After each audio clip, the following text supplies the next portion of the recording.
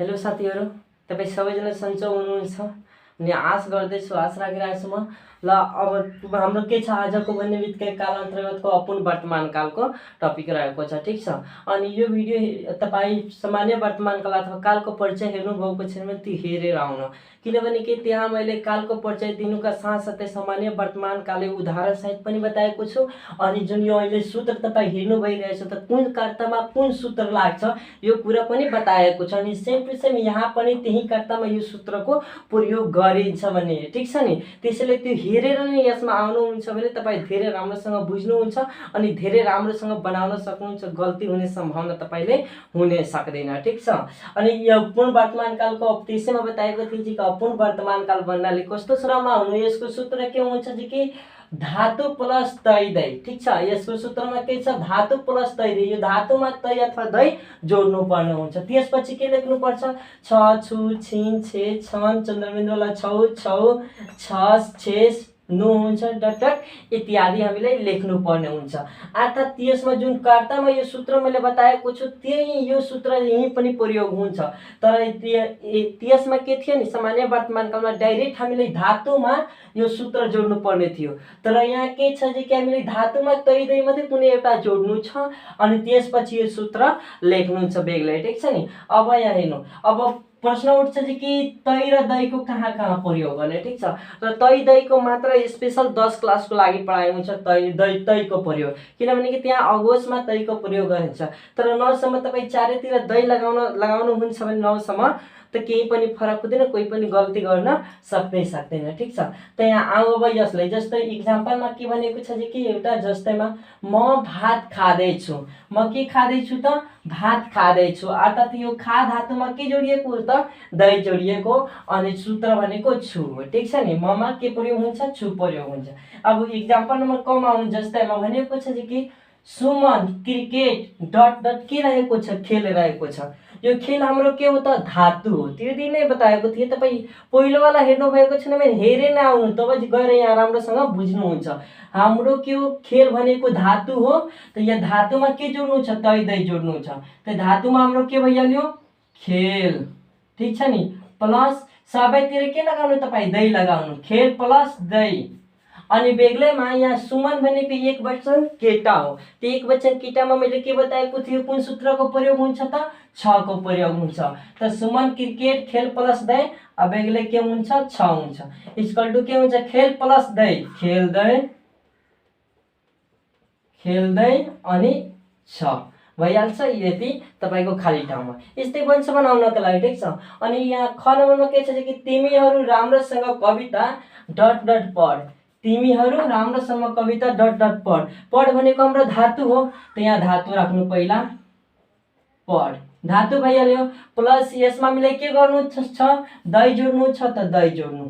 अब सूत्रमा त यो दिन मैले बताएको थिएँ तिमीहरू अथवा तिमी आउँछ भने के को प्रयोग गरिन्छ, यो वाला छौ को प्रयोग गरिन्छ। त पढ प्लस दय आयो, छौ छ त यो छौ को प्रयोग गर्नु। यसको इक्वल टु के हुन्छ, पढ प्लस दय, पढ दय। यसले एकमा नगर्नु होला, न त गलत भएर जान्छ, ठीक छ। र अर्कोमा आउनु, त विद्यालय डट डट जा, के भनेको छ, त विद्यालय डट डट के भनेको छ, जा भनेको छ। जा हाम्रो धातु हो, जा प्लस जामा के जोड्नु छ, हामीले दय जोड्नु छ। अनि तमा मैले भनेको थिएँ के प्रयोग गर्न सकिन्छ त छसको अनि छेसको प्रयोग गर्न सकिन्छ। त तपाईँ केटा मान्नु भइरहेछ भने छस लगाउनु, तलाई तपाईँ केटी मान्नु भइरहेछ भने छेस लगाउनु। त विद्यालय जामा अब जा प्लस दय, यहाँ यो पालि हामी छेस लगाउँछौँ, के लगाउँछ, छेस मानौँ कि। त जा प्लस दय के हुन्छ, यहाँ जादै अनि छेस हुन्छ, जादै छेस भइहाल्छ, ठीक छ नि। ल अब अर्को के छ कि यहाँ तिनीहरू सुरेन्द्रलाई कसलाई, तिनीहरू सुरेन्द्रलाई डट डट मार्छ। तिनीहरू भन्ने बित्तिकै के भइहाल्यो, बहुवचन भयो। त बहुवचनमा मैले बताएको छु कि बहुवचनमा के को प्रयोग हुन्छ, कुन सूत्र लाग्छ त छन को प्रयोग गरिन्छ सूत्रमा। त यो मार हाम्रो धातु हो, त धातुमा तय दय जोड्नु छ। त मार हाम्रो धातु भइहाल्यो, मार प्लस यसमा तय दय मध्ये के लाग्छ, दय लाग्छ। मार प्लस दय, सूत्रमा के लाग्छ हाम्रो, छन लाग्छ। ल जोड्नु त यसलाई, मार प्लस दय, मार दय अनि यो छनको छन भइहाल्यो, ठिक छ नि। ल त्यसै गरी अब यहाँ बुवा खेतमा काम डट डट गर। बुवा भन्ने बित्तिकै आफूभन्दा ठुलामा के को प्रयोग गरिन्छ त हुनुहुन्छको प्रयोग गरिन्छ, ठिक छ नि सूत्रमा। अब यहाँ धातु हाम्रो के रहेको छ, गर रहेको छ, त गर हाम्रो के भइहाल्यो, धातु भइहाल्यो। अब आफूभन्दा यसमा त दही लाग्छ नै लाग्छ, किनभने कि धातुमा दहीमा दही प्रयोग गर्नु, त गर प्लस दही के भइहाल्यो, गर्दै। अनि हामीले सूत्रमा के लाग्छ, हुनुहुन्छ, के लाग्छ, हुनुहुन्छ।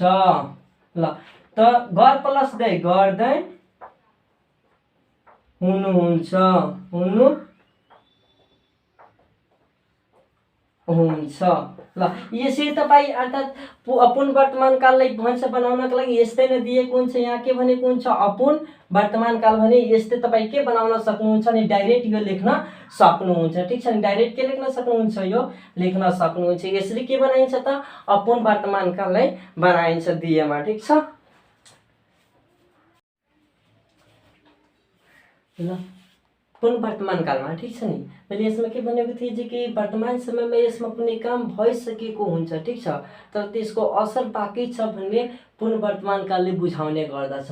अब यसको सूत्र के छ कि सूत्र धातु प्लस यो धातुमा के जोड्नु छ, एका एको एकी, त्यसपछि हामीलाई फर्मुला लगाउनु छ, छ छु छिन छे छन चन्द्रबिन्दुवाला छौ छौ छस छेस डट डट इत्यादि, यहाँ नो भ छ पनि छ, ठिक छ। ल अब प्रश्न के उठ्छ कि पहिला धातुमा त हामीलाई यो नै जोड्नु छ, एका एको एकीको प्रयोग गर्नु छ। त यहाँ बुझ्नु एकोको प्रयोग कहाँ हुन्छ, त एकोको प्रयोग एक वचन केटाको बोध गराएमा कर्तामा त एको लगाउने, ठिक छ नि। धातुमा के जोड्ने, एको जोड्ने। त्यसै गरी एकी भन्ने बित्तिकै कर्ता एक वचन केटी भए के जोडिन्छ, एकीको प्रयोग गरिन्छ। त्यसै गरी कर्ता बहुवचन रहेको छ भने के गर्दा एकाको प्रयोग गरिन्छ, ठिक छ नि। आफूभन्दा ठुलामा पनि एकाको प्रयोग गर्नु होला, ठिक छ। ल अब जस्तो अब इक्जाम्पलमा चाहिँ यसले बनाउने एउटा अझ कुरा बुझ्नु, यसमा बनाउनको लागि जा चेन्ज के गरिन्छ, ग गरिन्छ। कहीँ हाम्रो धातु जा रहेको छ त जा चेन्ज हामी के गर्छौँ, ग गर्ने गर्छौँ। हु चेन्ज के गर्छ, भ गर्ने गर्छौँ, ठिक छ, नत्र बन्दै सक्दैन। जस्तो कि यो कुरा बुझ्नको लागि यहाँ आउनु, जस्तो के छ कि इक्जाम्पलमा चाहिँ कि म स्कुल डट डट जा। अब हाम्रो धातु के भइहाल्यो, क्षणभर बुझ्नु छ हामीलाई, जा भइहाल्यो। अब म कर्ता एक वचन हो भने यसमा त के लाग्छ, एको लाग्छ। यहाँ भनेको छ एक वचन केटा भएमा के को प्रयोग गर्नु होला, एकोको प्रयोग गर्नु होला। ल त यहाँ छ जा प्लस, यहाँ के छ, जा प्लस एको, जा प्लस एको। यो जा प्लस एको जोड्नु हुन्छ त के हुन्छ, जाको हुन्छ। त जाको केही भयो उच्चारण शुद्ध भएर भएन, त्यसैले यहाँ के भनेको छ, जा चाहिँ के हुन्छ त आवश्यकता अनुसार ग हुने गर्दछ। त यहाँ हामी जा नलेखिकन धातुमा के लेख्छौँ, यहाँ जा रहन्छ नै रहन्छ, तर हामी बनाउँदाखेरि के गर्छौँ, जा चेन्ज ग प्लस एको। अनि ममा कुन सूत्र प्रयोग हुन्छ, ममा जहिले पनि छुको प्रयोग गरिन्छ, त सूत्र भन्ने बित्तिकै यहाँ छु आइहाल्छ। त यहाँ ग प्लस एको के हुन्छ, गएको, ग प्लस एको गएको। अनि हाम्रो सूत्र छु ममा लाग्छ, जुन छुको छु भइहाल्यो। यस्तै बनाउनु पर्ने हुन्छ, ठिक छ। त्यसै गरी अर्को के छ कि हामीहरू चोरलाई डट डट पिट। हामीहरू कसलाई पिट त, चोरलाई, ठिक छ नि। त्यो धातु हाम्रो भनेको के हो, धातु भनेको पिट हो। पिट प्लस यहाँ बहुवचन छ कि छैन, तब एका एकी जोड्नु छ। त बहुवचनको लागि हाम्रो के छ, एका रहेको छ। त पिटमा हामी धातु पिट हो, धातुमा हाम्रो के लाग्छ, एका लाग्छ। त पिट प्लस एका के भइहाल्छ, पिटेका। हामीमा कुन सूत्रको प्रयोग गरिन्छ त, हामीमा त यो छौको प्रयोग गरिन्छ, त यो छौ दिइहाल्नु, ठिक छ नि। त ल यहाँ बनाउनु हुन्छ त पिट प्लस एका के भइहाल्छ, पिटेका। पिट प्लस एका पिटेका। यहाँ छौ के भइहाल्छ, पिटेका छौ। त हामीहरूले चोरलाई पिटेका छौ। ल अर्कोमा आउनु, यहाँ भनेको छ राम र श्याम बिहानै डट डट उठ। राम र श्याम कहिले त, बिहानै डट डट उठ। तब हेर्नु छ कि उठ हाम्रो के हो, धातु। त उठ धातुमा यहाँ राम र श्याम बहुवचन भइहाल्यो, दुईजना कर्ता भए। त बहुवचनमा हाम्रो के लाग्छ, एका लाग्छ। त धातुमा हामीलाई के जोड्नु पर्ने हुन्छ, एका जोड्नु पर्ने हुन्छ। त यसमा एका जोड्नु, उठ प्लस एका। अब बहुवचनको लागि कुन सूत्र हामीलाई चाहिन्छ, त त छन् चाहिन्छ। लेखाएको छु अगाडि नै बुझिहाल्नु होला नि, पढि पनि हाल्नु होला। बहुवचन छ भने हामीले कुन सूत्र प्रयोग गर्नुपर्छ? छन् प्रयोग गर्नुपर्छ। त उठ प्लस एका, यहाँ हेर्नु उठ प्लस एका, उठेका उठेका छनको छ रहन्छ, यो बनिहाल्यो। ठिक छ नि, यसरी बनाइन्छ।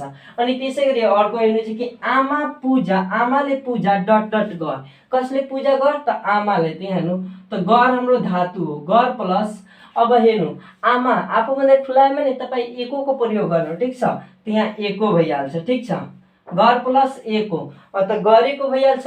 त्यहाँ आफूभन्दा ठुलामा आएमा यो सिधै तपाईँ नलगाइकन यो फर्मुला लगाउनु होला। ठिक छ नि, घर प्लस नु भएको लगाउनु होला। के भएको? नु भएको, नु भएको। अनि हाम्रो के लाग्छ त्यसका साथसाथै बेग्लै छ पनि लाग्छ। त घर प्लस नु भएको के भइहाल्छ? गर्नु भएको छ। ठिक छ, यसरी हामी कसको बनाउने गर्छ त?